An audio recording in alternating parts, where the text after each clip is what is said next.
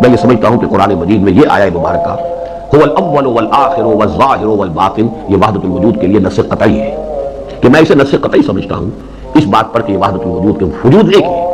معلوم یہ ہوا کہ اب یہ معین کیجئے وہ مضاف الیہ کیا ہے ان کا؟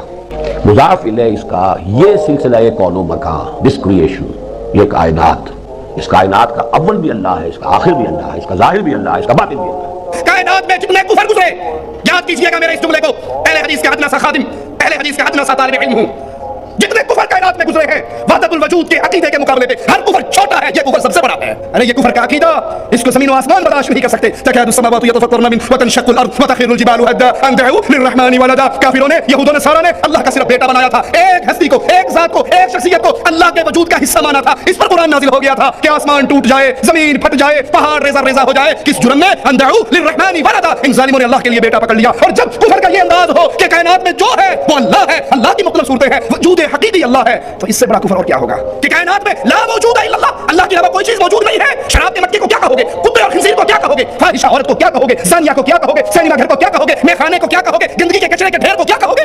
نعوذ باللہ ثم نعوذ باللہ۔ اور اب کے قرآن سے پوچھے اللہ کیا اس کائنات میں صرف تیرا ہی وجود ہے؟ تیرے علاوہ کوئی اور وجود نہیں ہے؟ مالک فرماتا ہے وجعلوا له من عباده جزءا، ان ظالموں نے اللہ کے بندوں کو اللہ کا ٹکڑا بنا لیا، اللہ کے بندوں کو اللہ کے بندوں میں سے اللہ کا ٹکڑا بنا لیا۔ بندہ اور چیز ہے، اللہ اور چیز ہے۔ ان الانسان لکفور مبین، انسان کھلم کھلا ناشکرا ہے، اللہ کے بندوں میں سے اللہ کا جز بنایا۔ اولا یذکر الانسان انا خلقناه من قبل ولم يك شيئا، کیا اس بندے کو اتنا بھی یاد نہیں ہے کہ ہم نے اس کو پیدا کیا اور اس کا کوئی وجود، ہم نے اس کو پیدا کیا، خالق اور شے ہے، مخلوق اور شے ہے۔ انہی آیات میں غور کرنے سے واضح ہوتا ہے کہ مخلوق اللہ کے وجود میں متحد نہیں ہے بلکہ بالکل جدا ہے۔ انسان اللہ کے وجود سے الگ وجود، یہ انسان ہے، یہ مالک کا بندہ ہے، وہ رازق ہے، یہ مرزوق ہے، وہ خالق ہے، یہ مخلوق ہے، یہ عابد ہے، وہ معبود ہے۔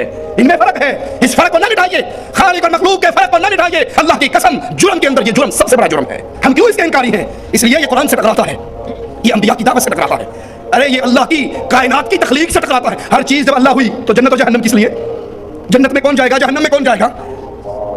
سلفیت اس سے ٹکرائے گی، وہی مطالبہ کرے گی جو امام مالک نے کیا تھا۔ مجھ سے فتویٰ لینا چاہتے ہو، محمد کریم کی ایک حدیث لے آؤ، اللہ کی قرآن کی ایک آیت لے آؤ، اور جب تک تمہارا دامن قرآن اور حدیث کے دلائل سے خالی رہے گا ہم کفر کے عقیدوں کو اسلام کا چولا پہنانے کی سازش کو کامیاب نہیں ہونے دیں گے۔ ڈاکٹر شمس الدین سلفی رحمہ اللہ فرماتے ہیں لا موجود الا اللہ کا نظریہ اور عقیدہ باطل اس لیے ہے کہ یہ صریح ہے اس بات پر کہ آسمان اور زمین اور جو کچھ اس میں ہے، یعنی یہ بڑے بڑے پہاڑ، درخت، پتھر، سمندر، نہریں، چاند، سورج، تارے، بلکہ یہ چوپائے، کتے، بندر، خنزیر، شراب، آلات موسیقی وغیرہ، یہ سب بعین ہی اللہ ہیں۔ نعوذ باللہ ثم نعوذ باللہ۔